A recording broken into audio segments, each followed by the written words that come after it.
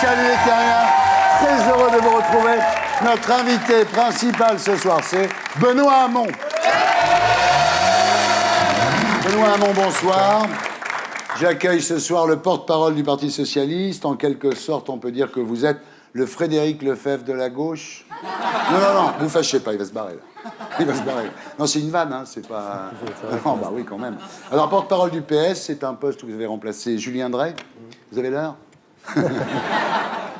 Ah ouais, vous n'avez plus le droit de porter de montre maintenant, ou alors des Swatch. Alors, Benoît, vous connaissez l'émission. En paix, nous serons tous les deux. Nous parlerons de vous, de vos origines, de votre enfance, votre adolescence, vos engagements, votre parcours, jusqu'à cette embellie actuelle du Parti Socialiste.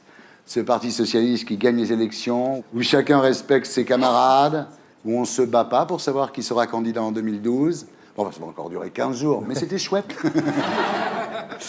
En P2, nous accueillerons deux nouveaux invités pour commenter avec nous l'actualité de la semaine. Marc-Édouard Nab, pour son livre auto-édité « L'homme qui arrêta d'écrire ». Il a plutôt des bonnes critiques, ça doit l'inquiéter. Nab, il risque de plus être l'écrivain le plus détesté de France. Il risque de se faire piquer le boulot par Zemmour.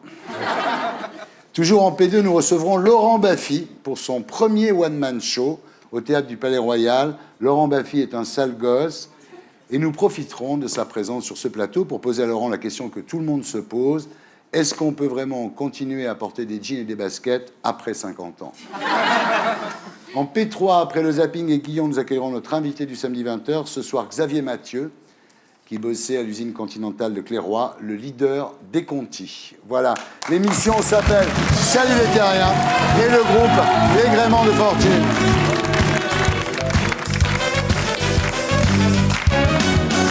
Benoît Hamon, rebonsoir. Alors, c'est quand même plus facile d'être socialiste depuis quelques semaines, non?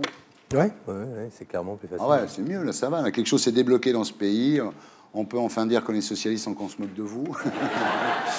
Plus besoin d'aller se faire aider aux socialistes anonymes pour retrouver une place décente dans la société. Cela étant dit, faut qu'on reste calme. Restez groupés. Ouais, et calme. Alors, vous êtes porte-parole donc du Parti Socialiste, conseiller régional d'Île-de-France et animateur du courant Un monde d'avance, l'aile gauche du PS. Alors, pour vous, il faut moderniser la gauche, certes, mais en restant de gauche. Hein. Oui, il y a un truc comme ça qui veut qu'aujourd'hui, réformer ou moderniser, ça consiste en gros, pour la gauche, à se rallier aux axiomes de l'adversaire. Ouais. Si vous revenez au pouvoir, donc vous serez partisan de prendre plus d'argent aux riches, hein? Ouais, un truc de dingue. Ça fait longtemps qu'on n'a pas entendu des trucs comme ça. Non, mais c'est marrant, hein, parce que quand vous dites ça, ou quand Mélenchon dit ça, ça sonne neuf. Alors que finalement, ça a été le discours de la gauche depuis toujours, quoi. Je ne sais pas pourquoi, à la fois par pudeur et par volonté de plaire à des gens qui de toute façon votent pas pour nous, et de toute façon mettront tout en œuvre pour qu'on ne prenne pas le pouvoir, par volonté de plaire à ces gens-là. On en a oublié le cœur de ce qui est notre action. Moi, je ne suis pas pour prendre l'argent aux riches juste pour plaisir de leur prendre de l'argent. Ces gens-là sont de plus en plus riches. Et il y a de plus en plus de problèmes dans la société. La question est de savoir donc, parmi les moyens qu'on a à notre disposition, est-ce qu'on leur en prend un peu plus? Eh ben, nous disons, oui, si demain il doit y avoir une réforme de la fiscalité, qu'ils se rassurent, on leur en prendra un peu plus. Pas par souci de... Je le dis, c'est pas par sadisme à l'égard des riches, c'est juste par souci de la justice sociale. Mais il n'y a pas qu'à eux, parce que le sujet, c'est pas juste les riches. C'est qu'il y a des gens qui ont fabriqué la crise, les banques, elles l'ont fabriquée, elles ont plongé, parce qu'elles étaient au bord de la faillite. Les États sont venus au secours de ces banques. On les sauve parce que les États ont payé pour sauver les banques. Ils sont aujourd'hui en déficit, voire ruinés. Et qui spécule après sur la dette de ces États? Les banques. C'est ce qui se passe en Grèce, c'est ce qui se passe au Portugal, c'est ce qui se passe en Espagne. Ils gagnent à chaque fois. À chaque fois. Qui détient 60% de la dette grecque? Les banques françaises et les banques allemandes. Nous disons, puisqu'on a un problème aujourd'hui de retraite, il est logique, puisque ces gens-là dégagent des profits, qu'on mette en place une taxe exceptionnelle qui ne concerne que le secteur bancaire. Ils paieront plus d'impôts sur les bénéfices des sociétés que toutes les autres entreprises, parce que c'est justifié au regard de ce qu'est leur rôle dans la crise et le fait qu'eux, manifestement, n'ont rien entendu à ce qui s'est passé et continuent à spéculer tranquille. Est-ce qu'on peut dire qu'il y a un scandale des banques en France en ce moment? Oui, il y a incontestablement un scandale des banques, mais ça peut se régler. Et si vous regardez des deux côtés de l'Atlantique, en tout cas, c'est ce que le Parti Socialiste propose en France, mais c'est ce que Barack Obama, lui, veut commencer à mettre en œuvre. C'est quoi le problème des banques? C'est qu'elles ont fait des profits pour compte propre, c'est-à-dire pour elles-mêmes, avec l'argent des déposants. Vous placez de l'argent dans la banque, vous lui demandez de bien gérer votre compte en banque, et avec cet argent, elle le place et elle dégage des profits qu'elle ne redistribue pas à vous, avec votre argent, mais qu'elle se distribue à ses traders, à ses actionnaires, etc. Ben, la solution qu'on propose, c'est séparer ce qu'on appelle la banque de détail, celle où vous déposez votre argent, de la banque d'affaires, de façon à ce qu'il n'y ait plus cette possibilité pour les banques de faire des profits pour elles-mêmes avec l'argent des déposants, avec le risque qu'il y a qu'un jour, si elles chutent, ces banques, eh bien, ce soit vos dépôts qui disparaissent. Parce qu'aujourd'hui, on est dans la privatisation des profits et dans la nationalisation des pertes, en fait. La socialisation des pertes. Alors, on va voir comment vous en êtes arrivé là, Benoît. Vous naissez le 26 juin 1967 à Saint-Renan, dans le Finistère, comme Nolwenn-Leroy. Oui, je sais, ouais, c'est vrai. Très important. Oui, je sais. Ça vous rend extrêmement sympathique. Mais je crois qu'on a dû naître dans la même clinique, puisqu'il n'y a qu'une clinique là-bas en plus. Vous la connaissez? Pas du tout. Ben, elle est là. Pam, palam, palam, pam, pam. Bon alors, votre père était chef de travaux à l'Arsenal de Brest, votre mère était secrétaire, 4 enfants. À Brest, vous habitez rue Véronèse, et pendant les années lycée, c'est le bitume de cette rue qui devient votre univers, en fait. C'est là que vous traînez en fumant des cigarettes, en refaisant le monde. Je sais pas si on a beaucoup refait le monde, on a beaucoup clopé, mais on traînait avec une bande de copains. Vous les revoyez, les mecs? Ouais. Ah ouais, Vous les voyez toujours? Ouais. Alors, vous êtes un garçon revêche, mais pas rebelle. Vous connaissez une scolarité tranquille dans les écoles de Brest. Et ensuite, 4 ans à Dakar, quand les arsenaux de Brest envoient votre père au Sénégal pour former des ouvriers là-bas. Et là, vous étudiez chez les frères maristes, avec des élèves noirs, arabes, libanais. Et quand vous revenez en France, donc avec votre père, parce que vos parents ont divorcé et votre mère reste avec votre sœur à Dakar, là, l'uniformité des classes vous heurte. Je reviens, j'ai 12 ans. Et c'est des petits détails de la vie, mais quand les parents choisissent en Afrique de vous mettre à l'école sénégalaise plutôt qu'à l'école française, qui aurait été en fait le fait de transporter les écoles françaises en Afrique, ils font un choix qui est un choix important, parce que c'est vrai que ça construit les enfants de manière différente que si on était resté entre soi. Et le fait est que quand je reviens effectivement en Bretagne, qui est une région assez uniforme, la chose qui m'a le plus frappé, c'était que c'était effectivement uniformément blanc. Mais vous percevez à ce moment-là une haine du mélange, quand même.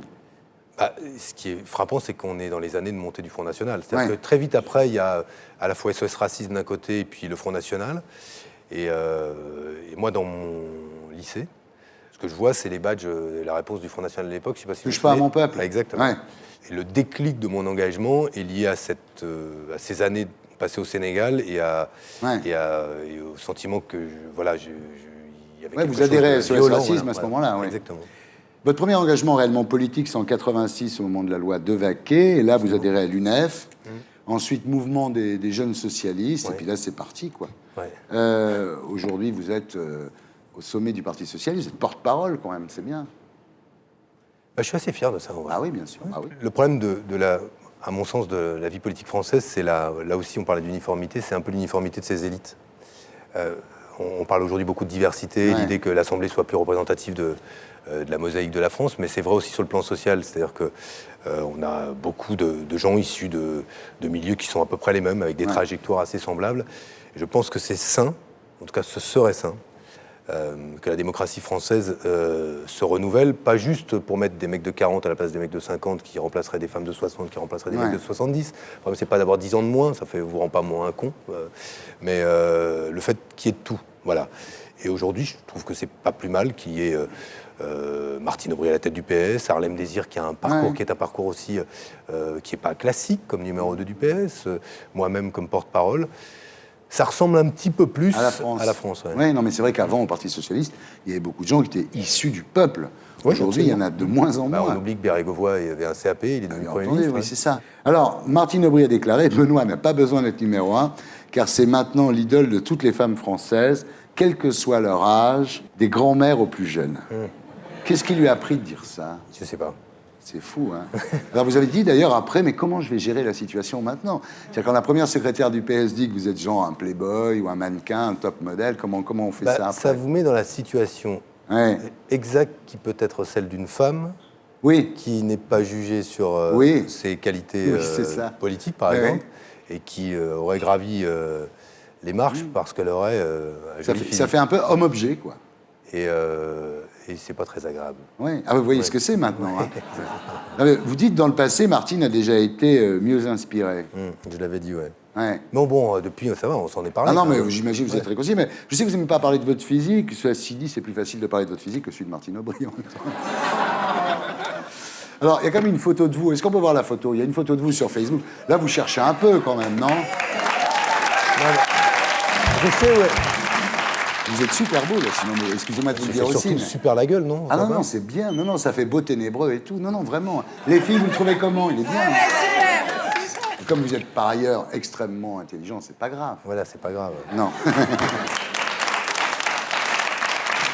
Alors, une dernière question. Porte-parole du Parti Socialiste, c'est combien d'abdos par jour?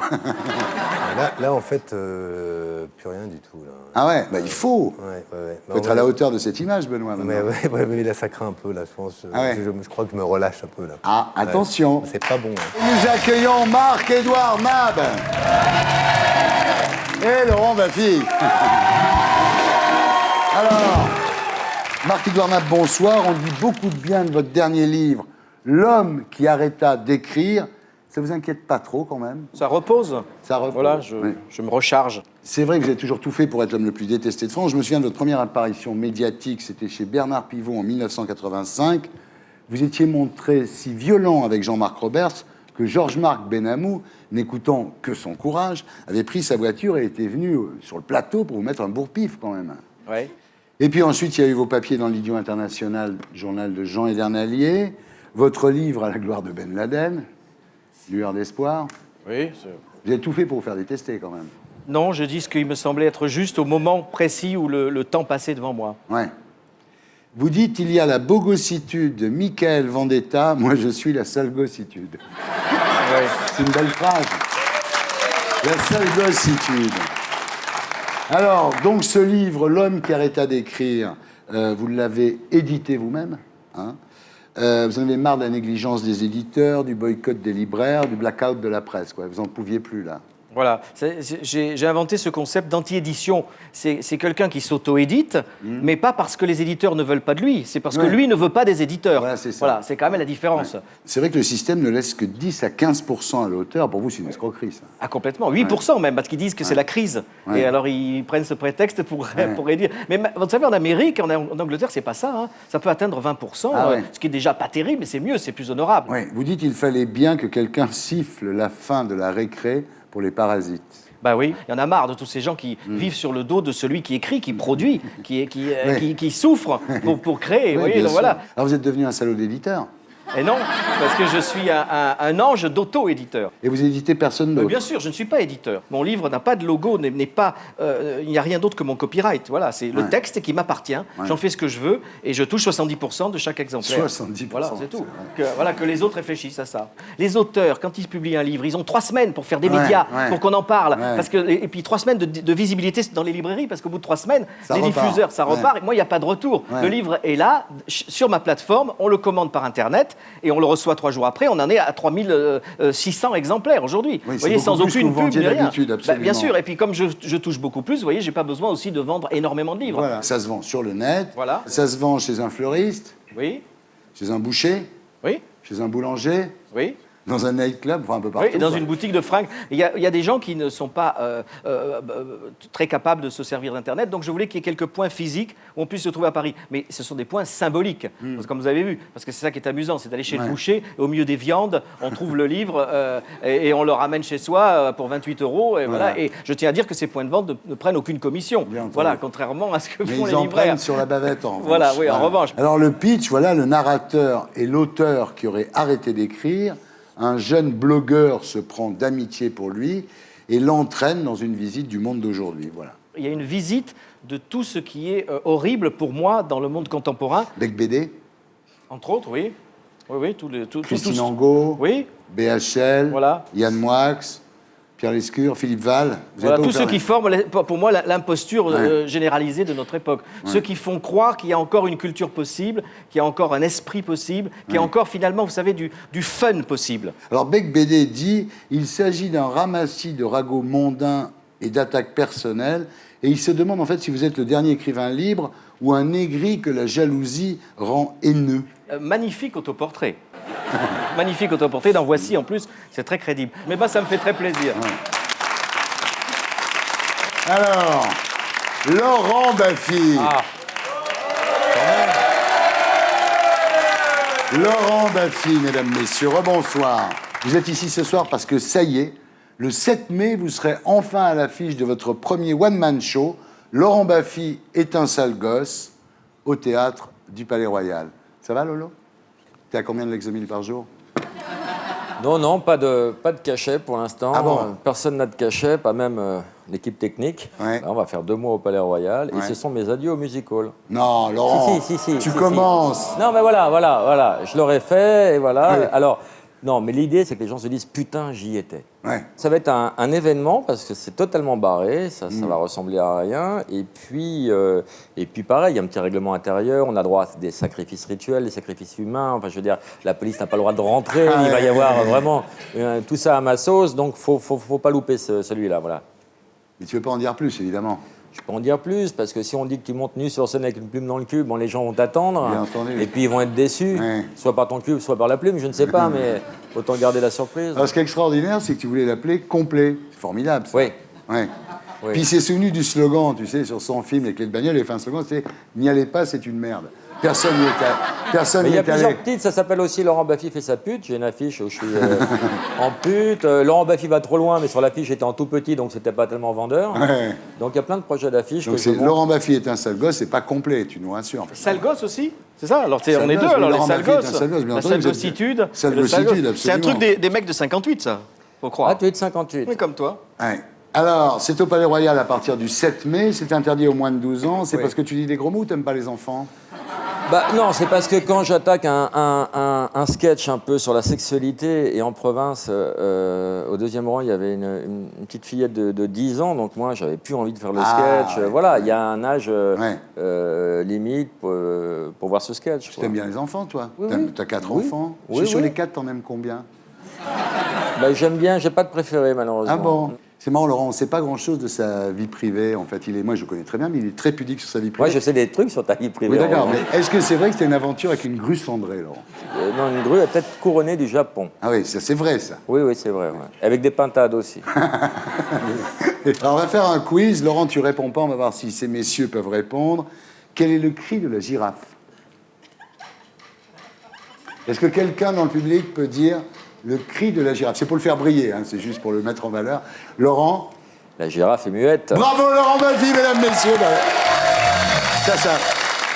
Il n'y a pas de corde vocale. Bah ouais, On a ça fait fait un de- jour un quiz poisson contre le commandant Cousteau. Il a gagné, hein, Laurent? Ouais. Il a dit, mais qu'est-ce que j'y connais au poisson, moi. Bien, on passe maintenant aux commentaires de l'actualité de la semaine. Donc avec là, les- on parle plus du tout de mon spectacle. Bah, qu'est-ce que tu veux rajouter un truc? Non, mais que les gens viennent. Bah, tu les vois, gens, que- ils vont y aller, qu'est-ce que tu veux faire? Mais oui, mais où? Ils vont Bah, aller où? après, je l'ai dit, au Palais Royal. Mais quand? Bah, le 7 mai. À quelle heure? Bah, oui, À alors, 21h. À 21h.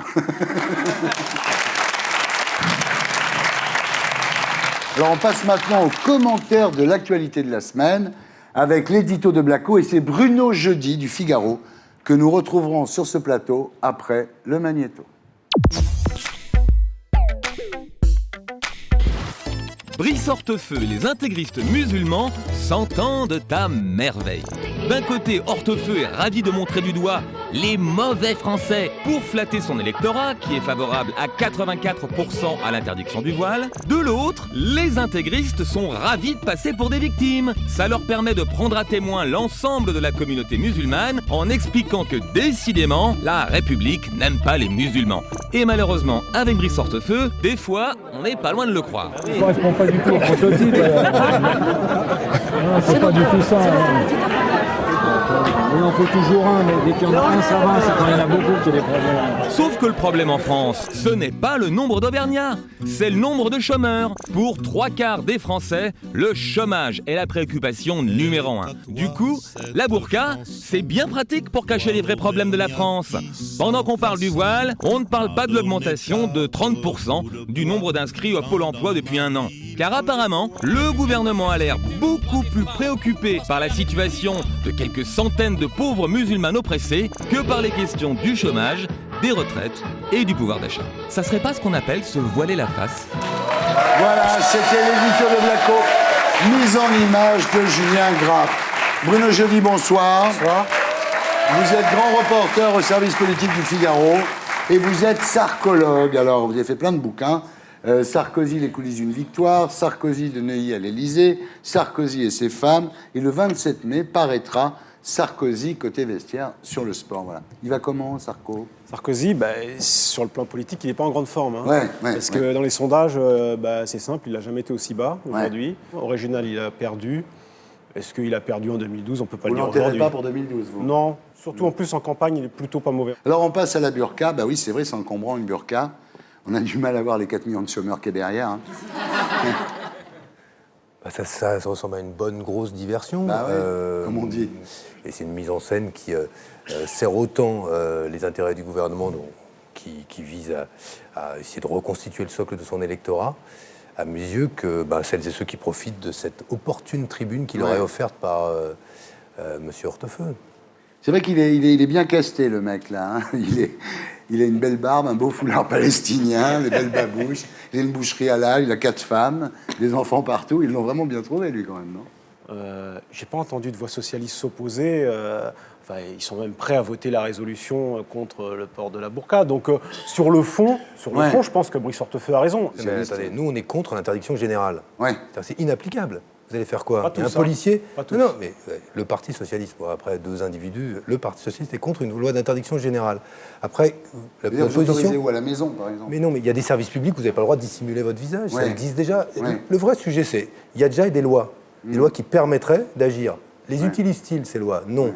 Le gouvernement demande un avis au Conseil d'État. Le Conseil d'État dit non, pas de fondement juridique pour faire une loi d'interdiction générale. Il s'assoit dessus et veut faire sa loi d'interdiction générale. Que poursuit comme objectif le gouvernement ? Vraiment lutter contre le port de la burqa ou en fait avoir une loi, faire des grands débats ? Vous avez vu qu'ils ont fait une proposition pour qu'il y ait dans toute la France des débats sur la burqa. C'est ça le sujet en ce moment ? Il y a 2000 gonzesses qu'on a burqa. On va se marrer à Avenue Montaigne cet été. C'est ça. Moi, j'attends ils sont flippés, les Saoudiens, les Saoudiennes qui vont arriver et qui vont faire leurs courses. Moi, j'attends qu'il y ait des flics qui arrivent et qui disent à madame, il faut que vous enleviez votre burqa, avec les gardes du corps derrière qui vont les tabasser les flics devant nous sur les Champs-Élysées. Là, on va rire. Il n'y a pas de raison d'empêcher la burqa à Saint-Denis et pas sur les champs. Tu es pour ou contre le port de la voile dans les régates, toi ? C'est une vraie question. Ce qui est extraordinaire, c'est que le mec, là, l'IS Ebadj, il a dit moi, je suis pas polygame, j'ai des maîtresses. Et c'est vrai qu'avoir des maîtresses en France, d'un seul coup, c'est l'identité nationale, quoi. Il est parfaitement raccord. Il veut s'intégrer, ce gars-là. Il a lu Fédo, il est comme nous. Un musulman adepte de Fédo, c'est magnifique, c'est tout ce qu'on aime. Ça, oui.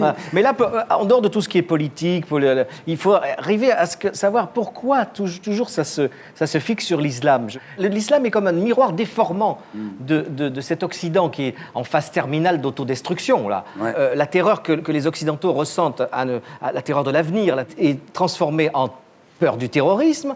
Le manque de foi total en tout, y compris en Dieu, est transformé, déformé par le fanatisme religieux. Et cette burqa, moi je trouve que c'est symptomatique de ce que les Occidentaux, vraiment en fin de course, sont en train de se masquer. Ils sont tous masqués. Ils sont tous, eux, recouverts d'une burqa mentale pour se cacher. C'est comme si l'islam, pour l'occidental, était une caricature de ses propres tares. J'ai pas compris tout ce que vous avez dit. C'est normal, vous êtes au Figaro. Non, mais bien sûr. Le seul truc qui est à peu près compréhensible, c'est que, je sais pas quel est votre choix de société, mais en gros, dans un pays, dans une république comme la France, a priori, on n'a pas envie de vivre dans un pays où la polygamie serait tolérée. Il y a très peu de burqa, très peu de polygamie avouée. Donc arrêtez de fixer là-dessus, ça n'a aucune importance. Mais après, je vous dis, moi, sur la forme... Quand je vois tous ces boudins féministes qui fixent sur la burqa, alors que nous, on ne voudrait pas de ces femmes-là, même voilées, il y en a marre, quoi. D'accord. Sur la forme...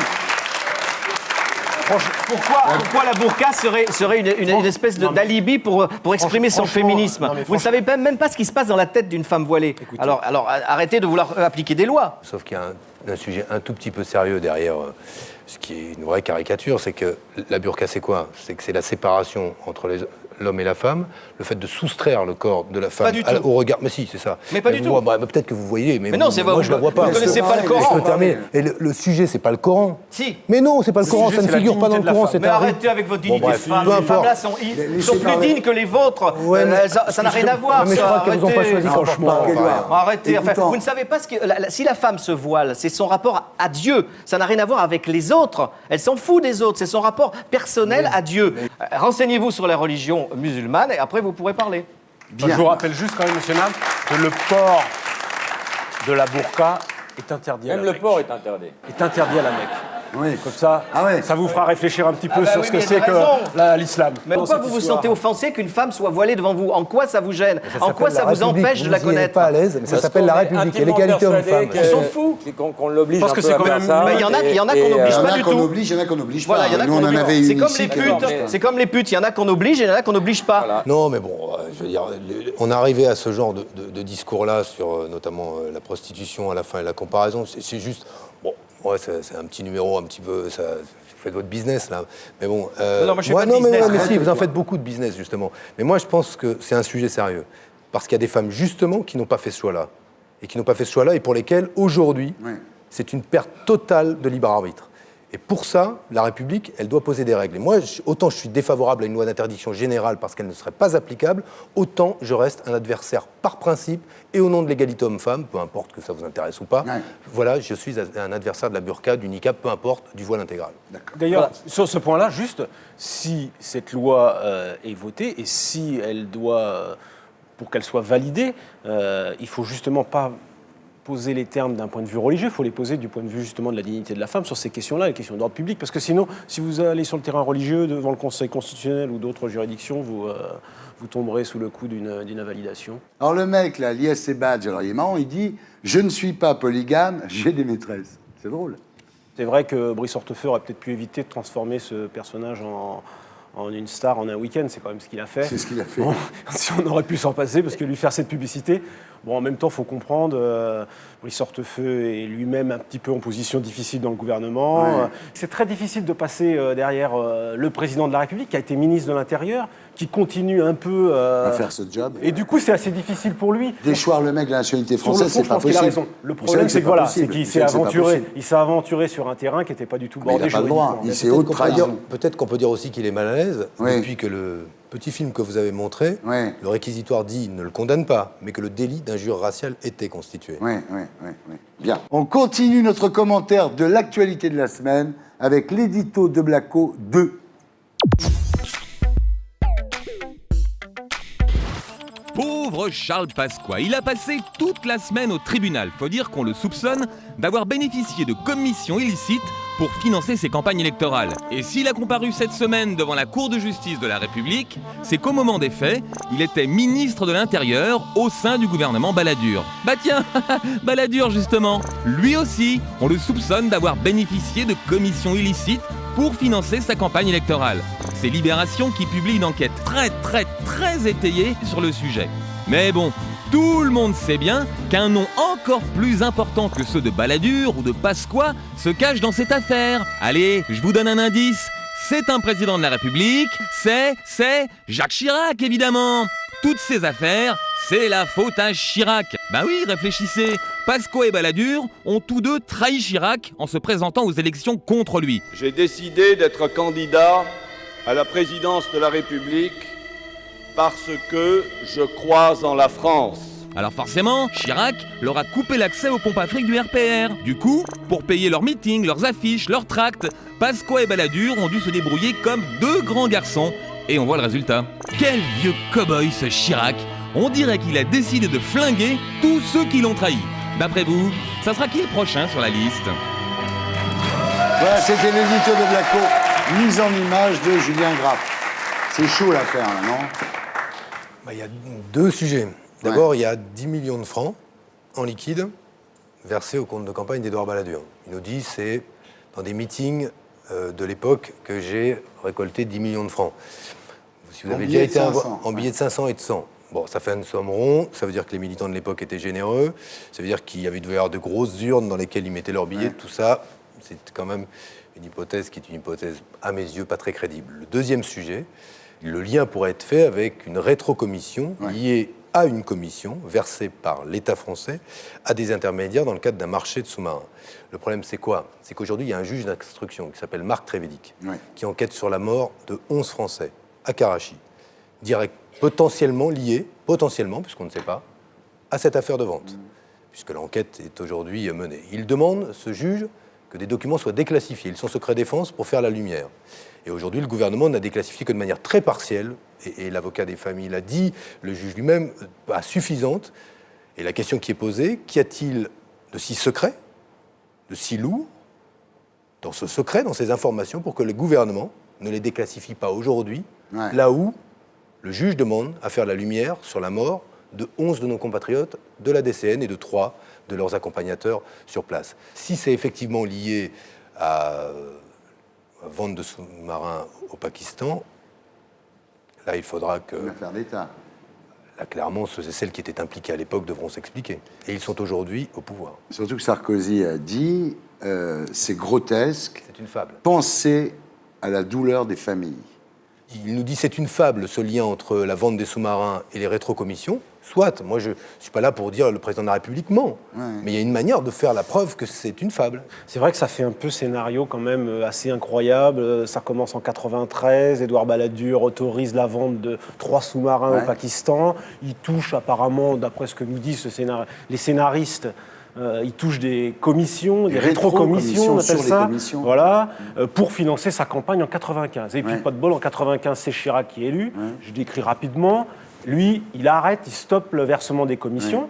Et 6 ans plus tard, les bénéficiaires, enfin, ceux qui auraient dû bénéficier de ces commissions, font exploser un bus avec 11 Français. Donc, le drame, je finis le scénario, ce incroyable scénario. Donc, Édouard Balladur aurait une part de responsabilité dans cet attentat. Et son bras droit de l'époque, Nicolas Sarkozy. Directeur de campagne, ministre du Budget. Donc l'affaire est trop belle. Et dernier point, vous soulevez une question importante à la fin, c'est que pourquoi pas lever et déclassifier le plus largement possible le secret défense? Je suis d'accord sur ce point-là. La sagesse serait de déclassifier, de lever très largement le secret défense. Marc-Édouard, un mot, là, parce que je te trouve par rapport à la burqa. C'est inintéressant au possible. Pourquoi cette semaine, il n'y a qu'un seul sujet, c'est Zaya. Ouais, la pute des Bleus. Ah oui, merveilleux. Merveilleuse affaire. Elle est là. Pam, palam, palam, pam, pam. Bien, merci d'avoir été avec nous, Bruno. On vous laisse partir. Et nous accueillons notre invité du samedi 20h ce soir, Xavier Mathieu. Bonsoir. Alors, Xavier, vous êtes le plus emblématique des responsables syndicaux qui sont apparus ces derniers mois. Vous êtes le leader des Conti, ces salariés de l'usine Continentale de Clairoy, qui a été fermée pour être délocalisée en Tunisie, en Turquie, en Roumanie. Et pour manifester votre colère contre cette fermeture, vous avez, avec vos camarades, saccagé la sous-préfecture de l'Oise à Compiègne, acte pour lequel vous avez été condamné et vous êtes devenu un symbole de la lutte ouvrière en France. On n'a pas saccagé la sous-préfecture parce que la boîte a fermé, c'est parce qu'on s'est un peu foutu de notre gueule au gouvernement, on nous a menés en bateau et voilà, c'est un petit coup de colère. Voilà. Mais, on en parlera à 20h. Oui, t'inquiète. En attendant, j'accueille Stéphane Guillon.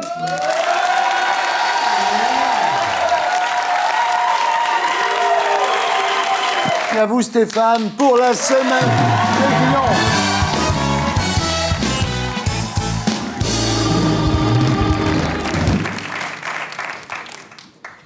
En une de Paris Match, Zaya se confesse. J'étais le cadeau d'anniversaire de Ribéry. C'est classe comme cadeau, parce que généralement, on ne sait pas trop quoi offrir, un pull, un parfum, un DVD. Prostituée, c'est classe. Puis c'est elle qui ouvre le paquet, qui souffle la bougie. Vous n'avez rien à faire.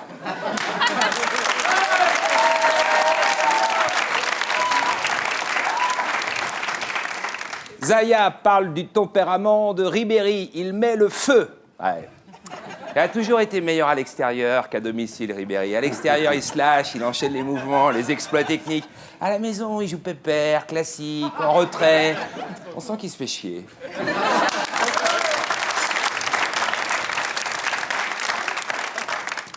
Toujours dans Match, Barbara a accompagné Jean-Paul Belmondo à Hollywood. Cette semaine, Match, ils ont fait une spéciale anniversaire.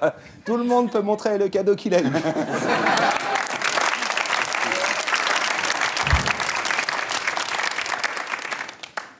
Au Nigeria, 300 condamnés vont être exécutés pour désengorger les prisons. En France, avec 115 suicides par an, on n'a pas ce problème. Les prisons s'autorégulent.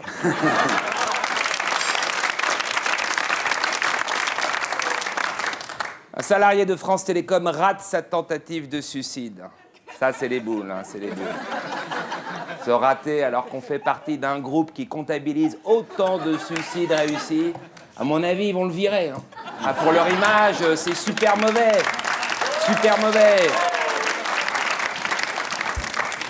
Quand tu présentes un tel taux de réussite, tu gardes pas une brêle qui te nique ton bilan, non.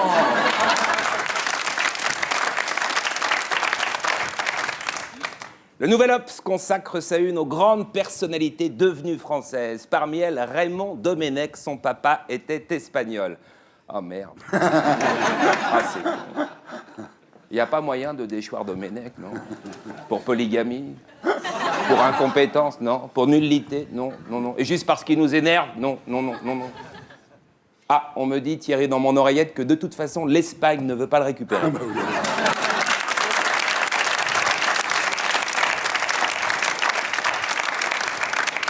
Une pub utilisant l'image d'une Citroën Nemo a comparé le président Sarkozy à une petite voiture. Faites comme Carla, clame la pub, prenez un petit Français. Cette semaine, lors d'un crash test, la fameuse Citroën Nemo s'est retrouvée sur le toit au bout du deuxième virage. Ah bah ouais. Bah ouais. C'est le président tout craché. Petit, imprévisible et multipliant les sorties de route. C'est lui, c'est lui.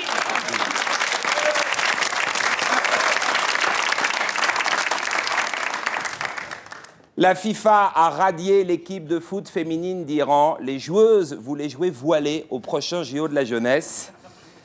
Est-ce que, exceptionnellement, l'équipe de France pourrait jouer en burqa en Afrique du Sud? Non, non, mais c'est juste pour que les commentateurs sportifs des autres pays se foutent pas de notre gueule. Et Louis, c'est Louis qui a marqué avec la main. Et Louis, il est nul, mais comme il a un bon signe astral, et Domenech le fait jouer. Et Louis, c'est Louis qui s'est fait sucer au Zaman Café. C'était son cadeau d'anniversaire. Très, très belle équipe de France.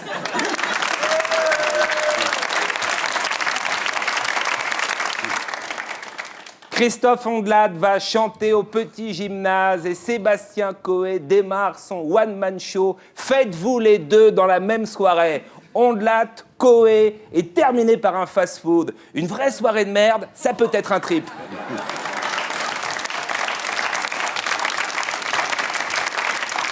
On termine, Thierry, avec un appel, celui du professeur Lantieri dans Le Parisien. On manque de donneurs pour des greffes du visage. Il faut que les personnalités montrent l'exemple. On peut avoir quelques idées de visages possibles. Laetitia Casta, ouais, très bien, très très bien. Ariel Dombal, très bien aussi. Quelques petites restaurations, dommage, hein, c'était mieux avant. Christine Boutin, oui, faut pas être difficile, on manque de donneurs. Donc oui. Oui, c'est mieux que rien. Ah non. À la main, non. Non, les enfants n'ont pas le droit de donner leur visage. En dessous d'1m40, on prend pas, c'est non. DSK, oui, très bien, très bien. Attention quand même, toutes ces anciennes maîtresses vont vous contacter, ça peut être très fatigant, attention. Frédéric Mitterrand, ouais, pas mal. Et puis si vous aimez voyager, à Bangkok, c'est le roi du monde, tout le monde le connaît. Non. Trop difficile à porter. L'idée de la greffe, c'est d'aller mieux, pas d'être moins bien. Merci. À la semaine prochaine. On retrouve Stéphane Dion ici la semaine prochaine. Et d'ici là, sur canalplus.fr. On passe maintenant à notre invité du samedi 20h.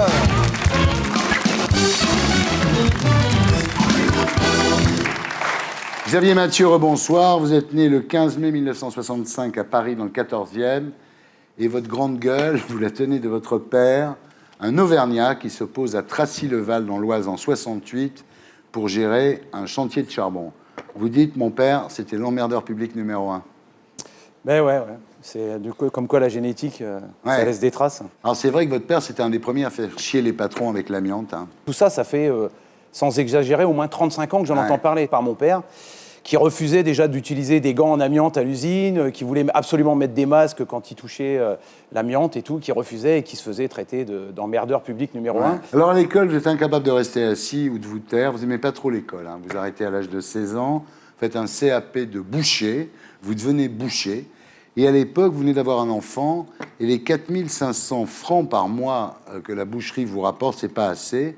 Ça tombe bien, Continental, le fabricant de pneus, décide d'embaucher 300 personnes à 7 500 francs par mois, c'est quand même 3 000 de plus par mois, c'est pas mal, mais le problème, c'est qu'il faut faire les 3-8. Bah, toutes les semaines, tu changes d'horaire, tu bouffes jamais à la même heure, tu te couches jamais à la même heure, tu vois tes gosses un jour sur deux, une semaine sur deux, des fois tu les vois pas. Et voilà, donc j'ai appris avec stupéfaction qu'il y a des gens qui ne savaient pas ce qu'étaient les 3-8. Les 3-8 ont flingué votre famille, quoi. Ouais, je pense que j'ai pas été un bon père,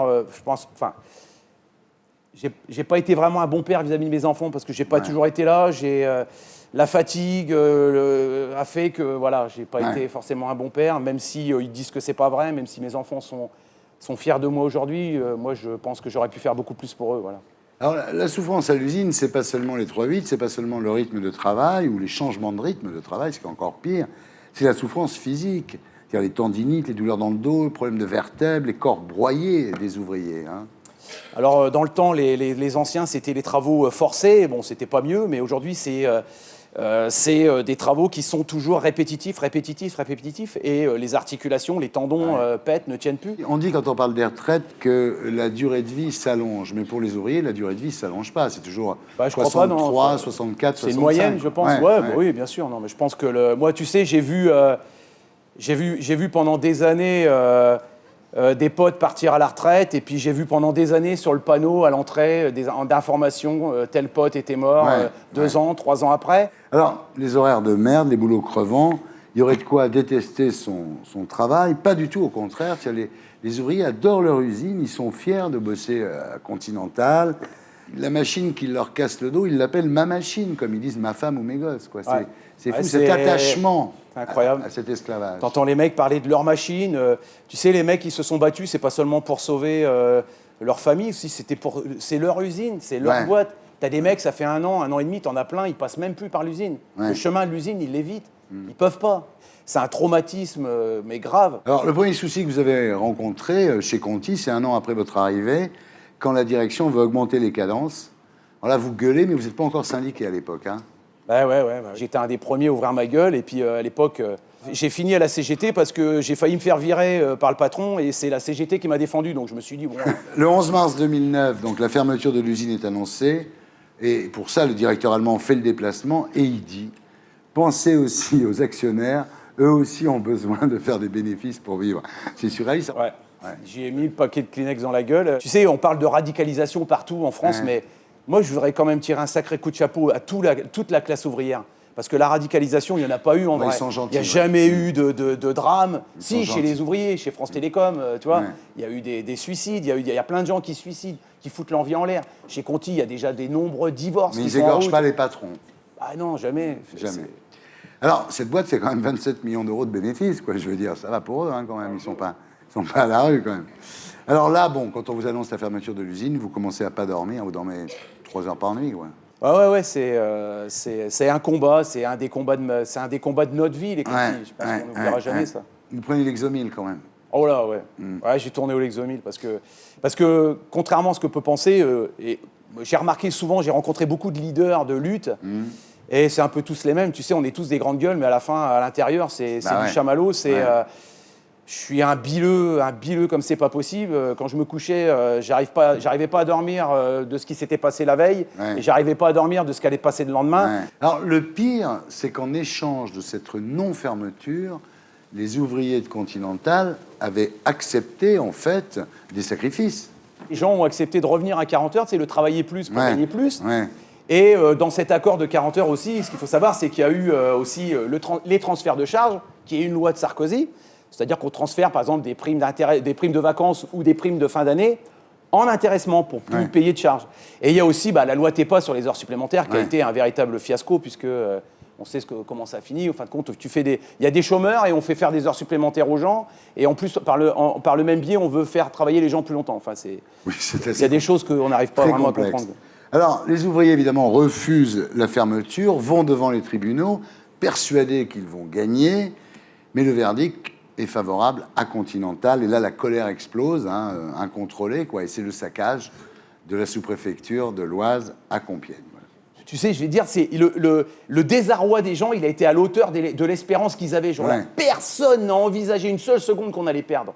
Ma seule erreur, si je peux en avoir une, c'est d'avoir annoncé dans la sous-préfecture qu'on avait perdu. Mais attends, moi, j'ai pas réfléchi une seule seconde. Ça a explosé, quoi. Ouais. Et voilà. Vous êtes fait choper, en fait, vous avez été filmé. Il y avait 7 télés ce jour-là. Bon, il y avait Canal, il y avait la 5, la 6, France 2, France 3. Tous étaient là, TF1.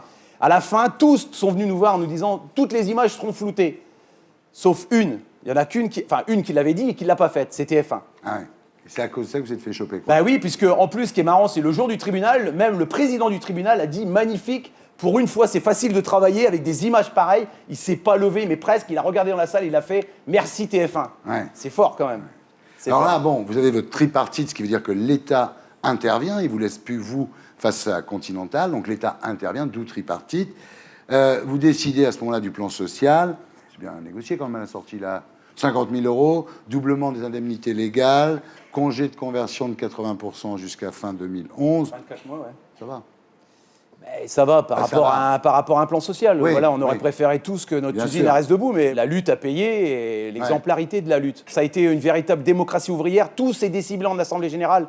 Nous, les délégués, on s'est mis minables. Ça veut dire que moi, je représentais plus que moi-même. C'est-à-dire que quand j'allais en Assemblée générale, il y avait 900 mecs, qui votaient pour leur peau. Voilà. Alors justement, vous, en tant que délégué syndical, vous auriez pu profiter d'un système de licenciement beaucoup plus favorable, en fait, mais vous vous êtes dit non, moi je vais être traité comme les autres. Ouais, tout le monde n'a pas fait choix. On est 3 ou 4 de la CGT à avoir demandé à l'inspecteur du travail à être traité comme les 11-120. Ouais. Voilà, mais c'est normal. Moi, j'ai signé un accord. C'est normal, mais c'est bien quand même. Alors, au procès du saccage de la sous-préfecture, il y a un certain nombre de témoins de moralité qui sont venus. Marie-Georges Buffet, Olivier Besancenot, Cécile Duflot, Jean-Luc Mélenchon et hasard, parce qu'on ne vous a pas du tout invité pour ça tous les deux, vous étiez là, Benoît. Ça faisait longtemps que je n'avais pas eu la pression avant de parler. Ouais. On fait des télés, on parle, etc. Et là, c'est quand même une bagarre exemplaire qu'ils ont conduite. Et c'est pour ça d'ailleurs que tout le monde est venu aussi. Alors, résultat des courses, donc les dégâts ont été estimés à 52 000 €. Bon, voilà. 3 bureaux, ouais. L'État dit l'assurance nous rembourse 40 000, donc les contis nous doivent 12 000 €. Et ce qui est extraordinaire aussi, c'est qu'à ce moment-là, le pognon est arrivé de partout, de France, d'Italie, d'Allemagne. C'est la solidarité ouvrière qui va payer tous les dommages et toutes les condamnations, toutes les amendes. C'est la solidarité ouvrière de tous les pays qui vont payer.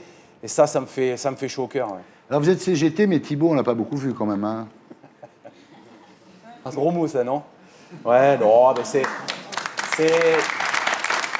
Parce qu'il est contre, en fait, la radicalisation, Thibault. Il paraît, ouais. Ça a été un débat sur Thibault, sur le fait qu'on dise que j'ai reproché à Thibault de ne pas être venu dans l'usine. J'en ai rien à cirer qu'il soit venu dans l'usine. C'est pas ça, la vérité. À la limite, qu'on me dise que c'est pas son boulot, c'est pas son boulot. C'est pas son boulot non plus, à lui, aux autres politiques, et ils sont venus. Ils sont venus. Mais je voudrais quand même remercier quand même la Fédération de la chimie, parce qu'eux ont toujours été là depuis le début. Ensuite, il y a la proposition de reclassement que Continental est obligé de vous faire, où on vous propose 137 € par mois pour aller travailler en Tunisie. Bon, là, ce qu'il faut dire quand même à leur décharge, c'est qu'ils sont obligés de le faire et que les chaussettes Olympia qui ne l'ont pas fait ont été condamnés à 2,5 millions d'euros d'amende. Sauf qu'il y a encore un coup tordu là-dessous, c'est que le MEDEF et le grand patronat, ça fait des années que l'obligation de reclassement, ils veulent le virer. Alors, ils font exprès justement de proposer des situations tellement incroyables que justement, ils veulent se mettre autour d'une table pour dire, vous avez vu, on est obligé de faire ça, c'est dégueulasse, pour que tout le monde se mette autour d'une table et vire cette obligation de reclassement. Ensuite, on retrouve les contis dans toutes les luttes qu'il y a eu, donc vous êtes devenus un petit peu les Robins des Bois, là, chez New Fabrice, chez Total, chez Sodimatex, chez Goodyear. Honnêtement, vous n'avez aucune chance de retrouver du boulot, là. Moi, je vais vous dire, je serai patron, je ne vous prendrai pas. Je m'en branle. Tu sais, moi, je vais te dire, j'ai 45 balais, j'ai vécu la plus belle expérience sociale et humaine de ma vie. Quoi qu'il arrive, je vais te dire, je m'en fous. Moi, ce que je cherche dans la vie, c'est pas la fortune, c'est la richesse. Et la richesse, ça vient d'ici, ça vient de là. Le reste, je m'en fous. Alors, la richesse, c'est quoi ? C'est une baraque, une copine et ramasser des morilles. Voilà, c'est aller aux morilles, avoir une copine, des enfants. Et puis, il y a une chose qui m'importe dans la vie, c'est quand au bout de ma vie, restera la fierté de mes parents, de mes enfants et de celles que j'aime. Le reste, je m'en fous comme de l'an 40. Voilà. Ça sera le mot de la fin, merci. Un mot. Respect. Respect. Un mot, Marc-Édouard. Révolution. Bafi, un mot. Respect aussi. Voilà, c'était Salut les Terriens avec Benoît Hamon, porte-parole du PS, merci. Avec Marc-Édouard Nab pour L'homme qui arrêta d'écrire, qu'on trouve sur Internet. Laurent Baffy, pour Laurent Baffy est un sale gosse, au Palais Royal, à partir du 7 mai à 21h. Bruno Jeudi du Figaro et Xavier Mathieu, le leader des Contis, bravo. Merci à toute l'équipe qui m'a aidé à faire cette émission. On se retrouve samedi prochain à 19h et d'ici là sur canalplus.fr. Je vous laisse avec mes amis de Groland et d'Action Discrète. Salut les Terriens.